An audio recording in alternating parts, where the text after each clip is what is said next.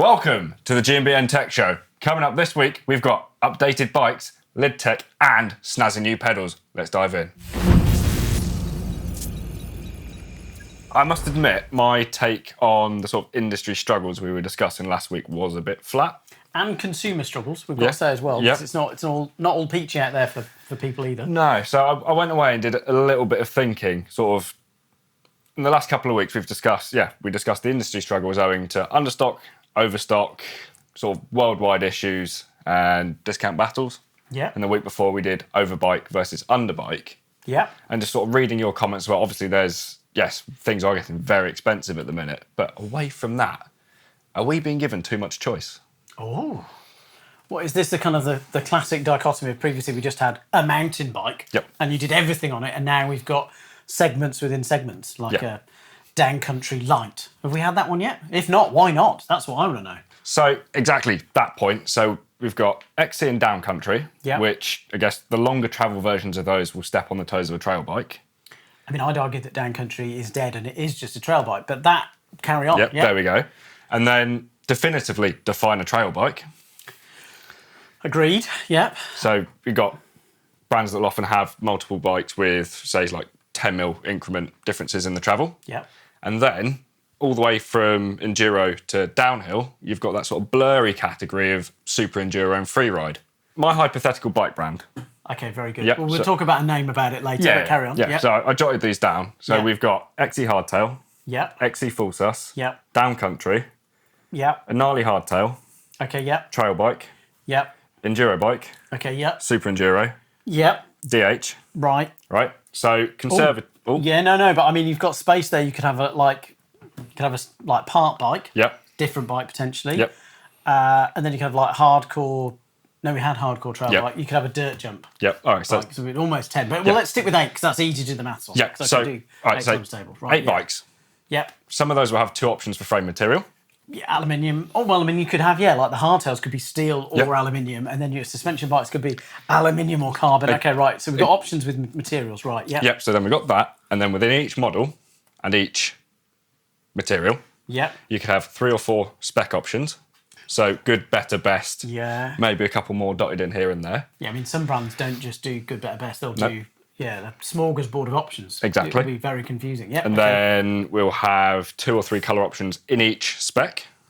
Okay, You see where this tree is going? No, I can. And I'm a bit grudging on that because I think just one colour is enough. Maybe that's a whole debate there, and we could say, is one colour enough?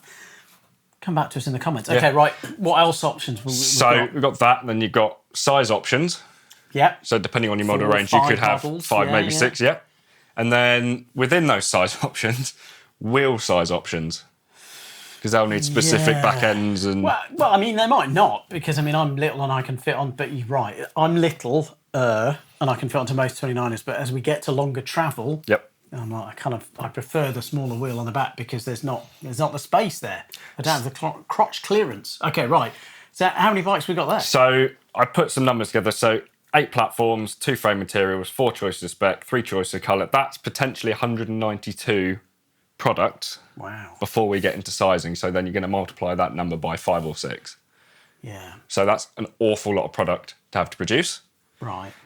Then you've got proprietary parts and spares, which is a whole other topic altogether. But so granted, I know there are brands that are working to reduce the number of bikes on offer just by sort of like amalgamating options, which is a way of doing it. But so our hypothetical brand, by some miracle, we have sold through all our stock.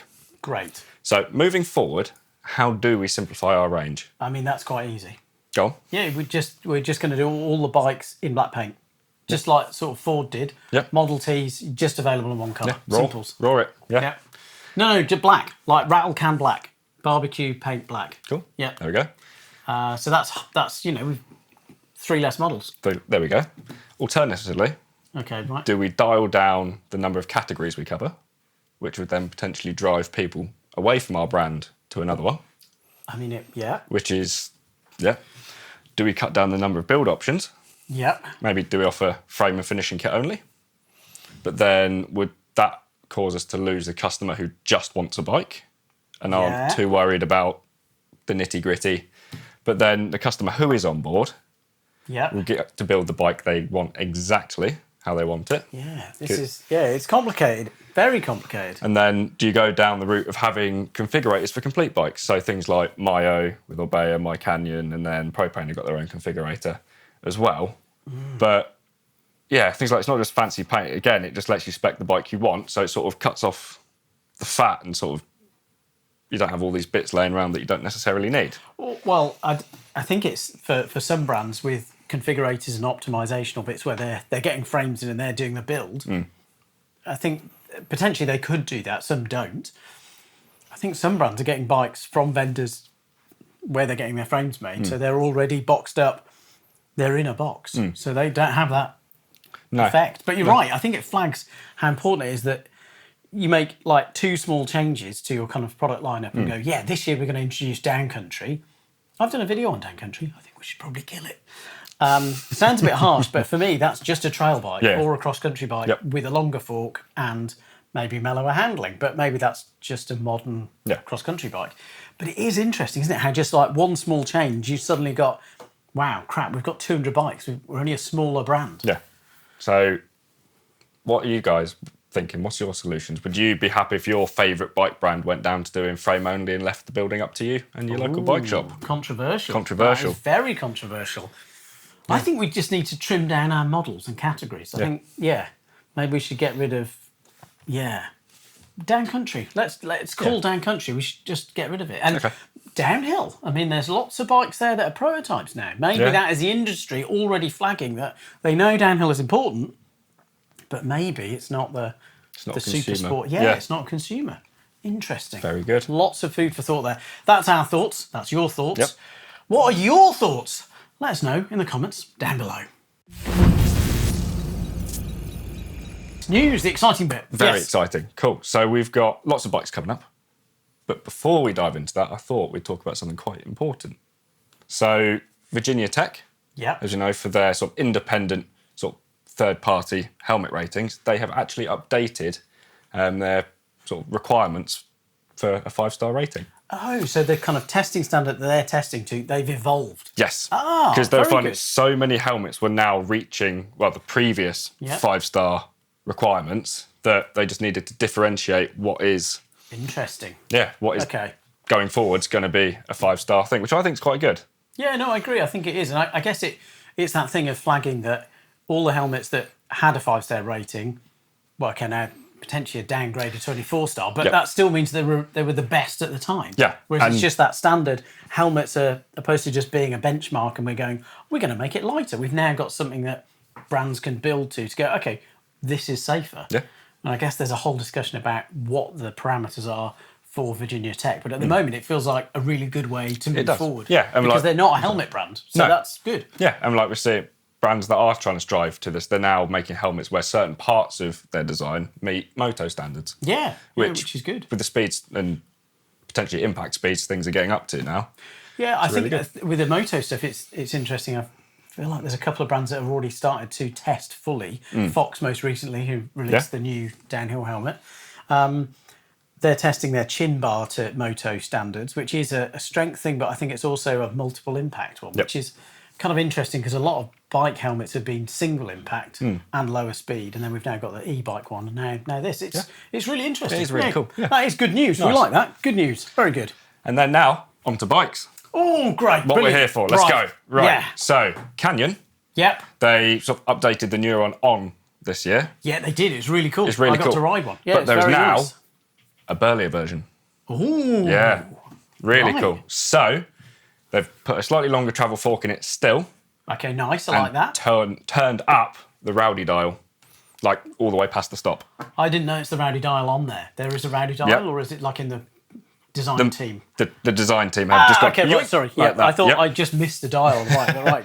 So this new collective version is bumped up to 160mm of travel with a RockShox Zeb. Oh, and it features an all-new rocker linkage that lets you run the bike MX if you wish. Very cool. So the longer travel and the mixed wheel size is now at a nice 64.5 degree head angle. That's really good. Yeah.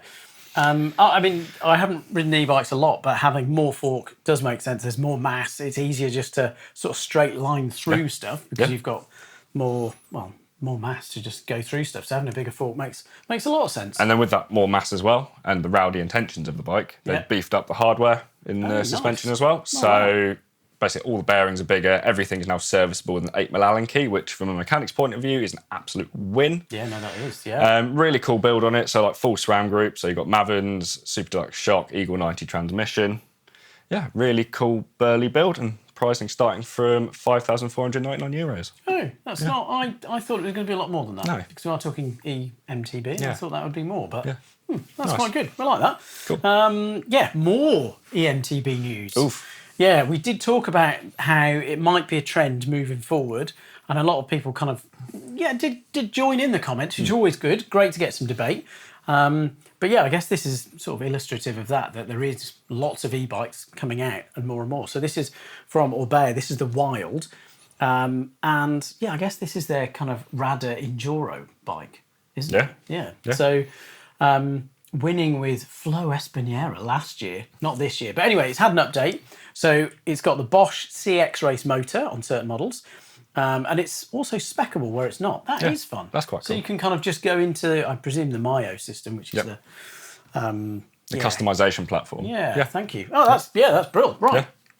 Yeah. So you can have a 600 or 750 watt hour battery. You've got the latest display on the M10, M Team and M Limited. Interestingly, on the spec options, you can also go for the standard upgraded display from Bosch. So kind of like the user interface thing that shows you all your battery and all your stats. On the, it's standard on the M Team, the M10 and the M Limited, but it's an option on the M20. And you can retrofit it to the last year's model as well. Oh, okay, that's cool. So if you like having the dashboard, you like having the stats, I'm okay without them. So I'm quite happy that they've not done that. The better motor, all for that. Spec in the right battery, all for that as well. And apart from the motor system, there's other options too. So there's XTR Di2 and XT Di2, both of which have, they've got an EMTB version in terms of the gearing and rear mech. And they've got the free shift, which means that you can change gear without pedalling. So in super technical terrain, sort of like coming into descents and then heading into kind of like climbs, you can just pre-shift and like as you're kind of under braking, you'll be able to shift without pedaling, which is cool. Very cool. Nice. Pricing starts from €7,099 or $7,299 or $6,299, and that's on the M10. And then it goes up to kind of 12.5-ish or 10,000, almost £11,000. But the M10, M Team, M Limited, as we sort of touched on, are available with the Mayo option. So that means you can get custom paint and different specs. That's cool. So that is very cool. Also, those are all the carbon bikes, but they are doing the hydro models. So they've got the H20, which has got effectively a very similar build or build options, but it's metal. So that's really good. Starting from €6,499 or the same in dollars, and in pounds it's 5,699. So that's good. That's pretty good option. Very nice. All right, so the third and final EB this week. Okay, great. We have got the Pivot Shuttle AM. Oh, very cool. AM standing for all mountain. It's a very capable 160, 150 platform. And you've got 3 levels of build to choose from. You've got Ride, Pro and Team, all with 800 watt hour battery, all featuring the Phoenix, so Pivot's own finishing kit. Okay, nice. The Ride comes with an aluminium rear back end, sort of nice attainable build kit on it, but with the Bosch Performance Line CX motor. Okay. And then going to the Pro and T models, they get the CXR race motor and a slightly burlier build kit. So Zebs, Super Deluxe Ultimate shocks, transmission drivetrains, and then the Team gets full Fox factory suspension, SRAM XX transmission, and some carbon wheels, interestingly. Well, I guess it kind of, saves a bit of weight, maybe makes it a little bit smoother. Yeah. In terms of compliance. The CXR versus the CX, that there is quite a big difference in terms of like the feel of those, and it's kind of like more overrun on one of the motors. So even as a newer to the EMTB market, I felt the difference between them. So nice. There is a pricing though, because Pivot are not shy of a kind of higher value bike. No, you do need to peel your wallet open quite away for this one. So the Ride starts at $8,199. I mean, that's not bad. That's not bad. Yeah, no. Pro, $11,499. Oh. Yeah. And then the Team, You ready? You are sat down. Yeah, I mean, I am sat down. Yep. I'm a bit scared. $13,499. Cool. Yeah. Great. I mean, that's quite a lot. Yeah. It's a lot more than my car. But yeah, I'm sure it's worth it. And if you're really into pivots and you want an EMTB, then I guess it's there for you. You don't have to buy it. I guess that's the thing, is you could buy the cheaper model, or you could get, there are cheaper Bosch equipped e-bikes out there that are full carbon. Kind of looking at the Ibis Osso just as an example. But there we go. Others out there. What else have we got in the news? So, for balance, amongst all these spenny steeds. Yes, you flagged this up and I got quite excited about it. Oh, good. Because it's a new version of the Big 9 and Big 7 hardtail from Merida. Oh, nice. Yep. With the pricing, you're sitting down. I am. This is going to be a scary one again, isn't it? £575. Oh.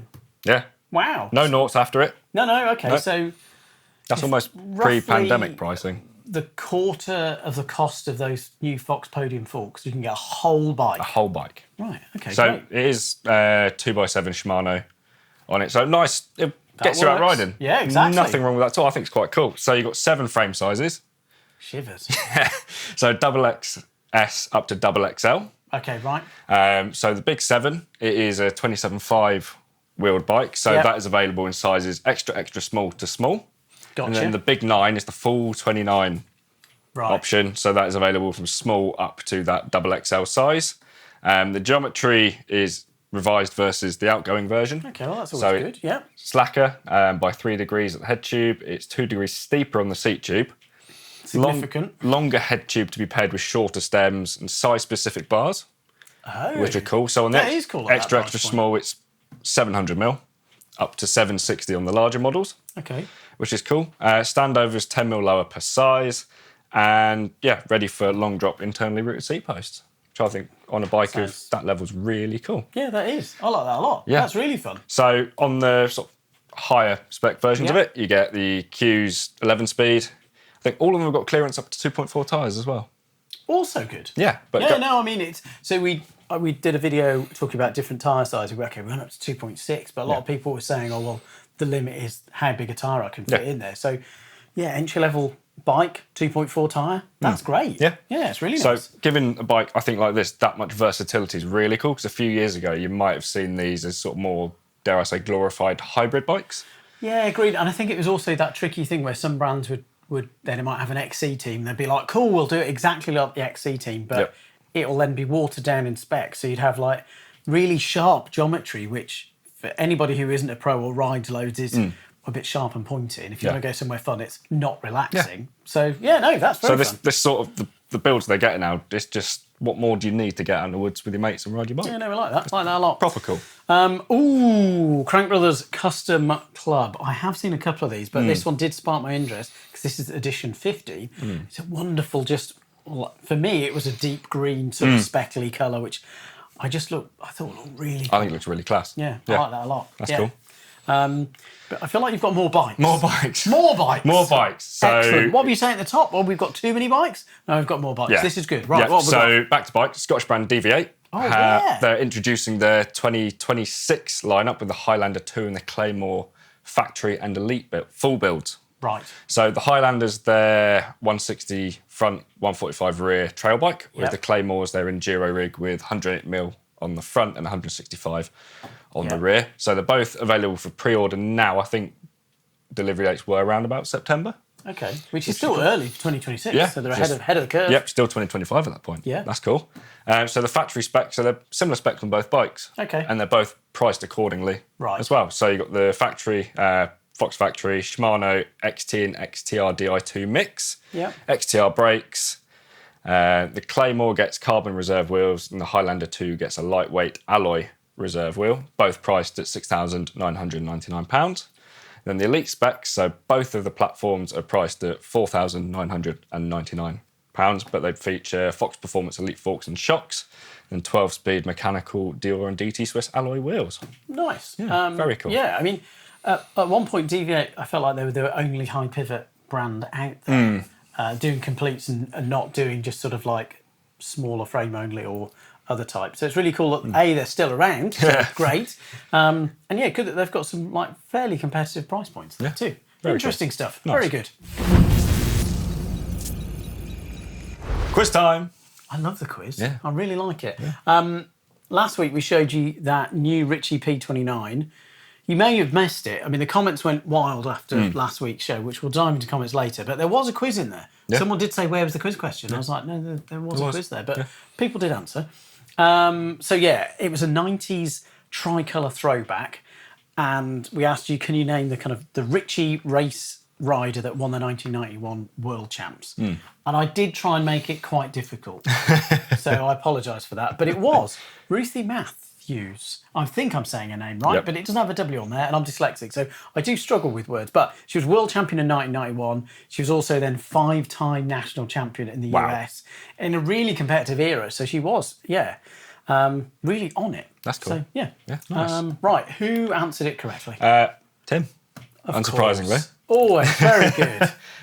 Who actually went on and added, to be fair, but Albert Eiton from Switzerland also won the DH in 91 on a tri-fade bike. It wasn't a Ritchie, but... very good. Thanks, Tim. Cool Always very good. Yeah.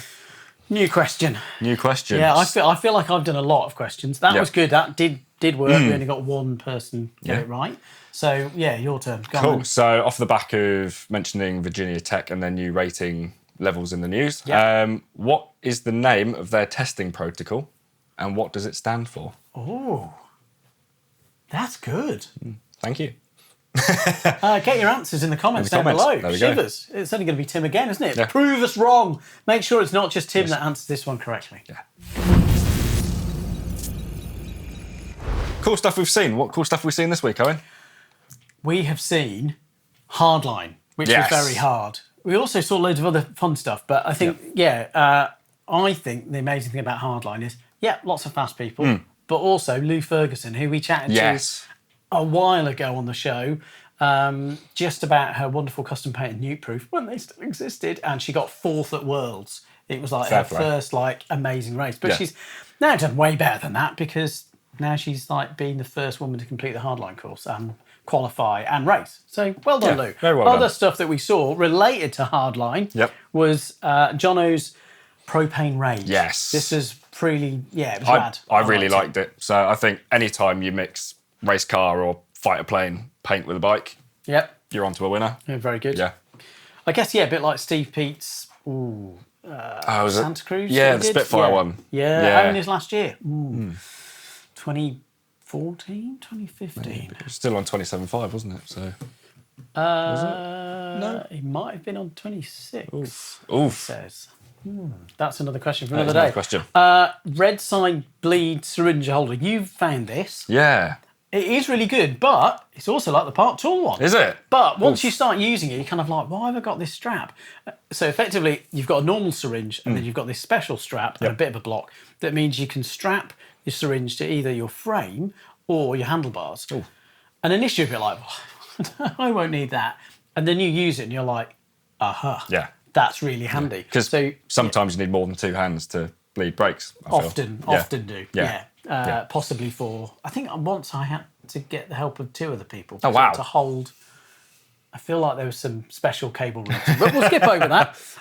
Last week we teased you and tempted you with a wonderful Firefly titanium build. We had really wild anodizing. We only got kind of little shots of, I think it was like the sort of bottom bracket, chainstay, seat tube cluster, and then there was another cluster of tubes which looked lovely. Now you can see the complete bike, and it is really nice. It does look rather lovely. Yeah, it's great, and we're calling it ATB. We're not saying the G word again. No, don't worry, it's okay. We've listened. Hashtag AskGMBNTech. You've got a great question. What is it? So we've got from Harry MTB. Hi guys, my son has a 10-speed Shimano cassette on an 11-speed Hope free hub.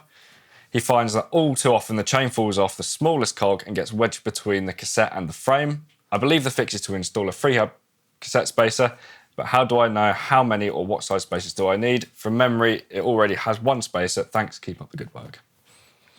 Good question. I mean, there's a lot going on in this, to be fair, because we've got a lot of ground to cover. Not knowing everything about the bike is a challenge. Yes. But yeah, there often should be a space. So if using 10-speed, effectively that's taking up less of the cassette. So to be fair to the industry, this one was quite a good workaround. We've had loads of different standards, including the free hub getting a little bit longer. Yep. But it was really good in terms of can I fit old stuff to new stuff? Yeah, just put a spacer behind it. Yeah. So they often come with either the free hub, and it will be, I would say, free hub specific or cassette specific. I'm just trying to think. Mavic always used to have one. So the Mavic one was, I think it was like 1.2 mil. Yeah, that rings a bell. It's not very big. No. But if it's dropping off into the small ring, into kind of like smallest on the cassette, that feels like there's other stuff going on, doesn't it? Yeah, so obviously you want to make sure, once you've got that spacer fitted, that the cassette is nipped up nice and tight. So it's normally to 40 Newton meters on that lock ring on the end. Just make sure you grease it. Yep, grease it as well. Yep, so you get it to the correct torque. And then with that is your mech hanger straight. Oh yeah, that's a classic. Yep. Yeah. And then at that point, is your B tension correct, and are your limit screws adjusted correctly as well? Yeah. Because if it is jumping off that end of the cassette, yes, what you might be finding at the minute is without that spacer, your cassette might be sitting a little bit too far inboard. Yeah. And that'd be why it's jumping off. So once that is all nipped up nice and tight and in a fixed place, then just make sure that chain, when it's sat on that outer smallest cog, that the jockey wheels line up just underneath it. Because if it is that cage is then sat out that way, that's when it's going to try and derail the chain into your frame. And then just with that as well, make sure you correctly adjust your cable tension. Yeah, I think you've nailed it. It's so easy to knock a rear mech and it to be, that's straight. Or let's say if it's your son and he's kind of like, there's been a small trail incident, I'll just straighten it with my hand, Dad. It's fine. Yeah. And it is fine until you're trying to shift into that lower gear. Yeah. It could still be fine, but just check the limit screws. Yeah, exactly. Well, there we go. Very good question. If you've got a question, use the hashtag AskGMBNTech and we'll be able to answer it. It'll be good. Promise. So comments, we love reading them, and we had loads of really good comments last week off the back of current struggles and how it might reflect the state of the industry at the minute. Yeah, it did. So let's dive in. Yeah. Okay, so MTB Dog 4987. More important and basic things have got more expensive due to inflation, like food, rent, insurance, taxes, and general cost of living. Yeah, there is a definite general, cost of living crisis. A lot of people out there are not making the kind of like rational choices, or are making rational choices. It might not be a good time to drop several $1,000s on a bike, and he prefers to also hold on to that cash right now for better financial security and unforeseen expenses in these crazy times. Yeah, it is really tricky. I was looking at inflation from when I bought my first bike, or my parents did as a birthday present in like 96. And the 500 quid, I think it was sub 500 quid, but I think it was like 350. But if it was 500 quid, that's now £1,000. Oof. Yeah, inflation is really champing at the bit, and it is there. Yeah. Next comment from Glyn_MTN. Loads of people bought bikes during and post-COVID. Now the second-hand market is flooded with these. Yeah. I mean, I guess that's the spin is. So if you wanted to buy a new bike, if you were financially secure or you've been, for whatever reason you wanted to treat yourself, then selling your old bike, well, the value of that is now less as well. Yeah. So it affects the whole market. It's not just brands that are affected, it's also us as consumers. Bikes are too expensive. Just look after what you've got, and you don't need to buy a new bike so frequently. I mean, yes, there is that. But I think quite a lot of brands are doing that, though. We're not. I think most brands have moved away from having to have a new model each year to having here's the model. To a generation thing as opposed to a model generation thing. Exactly. Yeah. That's cool. What have we got? Dan Buckman, 5691. So bikes are way too expensive now. When I seriously got into cycling, $1,000 was an expensive bike. I think sort of stump jumper. Now 5K being mid-range is just crazy. It is, but your 2,000, your 1,000, depending on when it was, and I'm making huge assumptions, but even if it was kind of like 10 years ago, well, if it's just sort of like half the inflation that we've seen since 96-ish, rough terms, well, actually that £1,000 or $1,000 stump jumper, I'm going to say pounds, I reckon, Well, it's now 1,500 at least. So I'm not saying that bikes aren't expensive, and some of the bikes we talked about today are wildly expensive. But there are some really awesome bikes out there at the same price that you paid previously. But I feel like lots of models that were upper tier models have continued to be that, but the pricing has got astronomical. Yeah. And then last comment from Varel5031. Since last year, we got many nice discounts around $1,000 or below. Sometimes those bicycles require a little bit of work and parts replacement, but this part is part of the fun. As a big bike enthusiast, having 5 bicycles ready, I refuse to pay $3,000 for an average bike and $6,000 for a nice one. It's too much and they are not worth it. It would feel like a very bad investment. On top of that, this is something that just came to mind because of the rapid changes in bike technology. Even old top spec bikes became obsolete and cannot be sold for decent money. I remember pre-COVID times I was able to sell my bikes and parts for a good price and then get something new. Right now I'm just keeping my old 26-inch wheel bike as I'd have to get rid of it and give it away for nothing. Yeah, it's tricky, isn't it? Because I think I rode some of the early 29ers and some of the good ones were really good. And they were such an upgrade from a 26-inch bike. And I know there was a lot of resistance at the time. But if you've got a 26-inch bike and you enjoy riding it, well, keep enjoy riding it. There are loads of parts. There's loads of stock out there to ride. Yeah. But I think that's the other thing, is if I look back at one of the bikes that I owned, which is a Cannondale Prophet, and at the time it was very cutting edge. We're talking about 2008, a while back. But the bike, the sort of like equivalent bike from, say, Propane or Canyon that I can ride now is so much better. Yeah. It's not kind of a bit better. It is so much better. Like the handling is so much better. The brakes are so much better. Yep. The drivetrain, it's one by. Like 2008, one by didn't really exist unless you're modding a bike. No. So agreed, there are some really expensive prices, but technological advances have made bikes better. It doesn't mean you can't ride 26 or keep it going. They can be really good. If you've got comments about this week's show, or you've still got comments from last week's show, well, just join the comments down below. Enjoy. What have we got coming up this week, Owen? Wow, what have we got? We've got a hottest tech of 2025. Nice, I'm excited for that. Yeah. Well, there's been loads of hot tech already. Yeah. And okay, we're just about halfway through the year. So it seemed like a really good idea to get stuck in and see what's what. Nice. And then the other video it's going to be a controversial one because it's all about how you're probably on the wrong bar width. Oof. I know. So yeah, wait for the video and then you can come at me in the comments. But yeah, if you've got any comments about this week's show or about that bar video on the weekend, well, get stuck into the comments. It really helps us. So enjoy.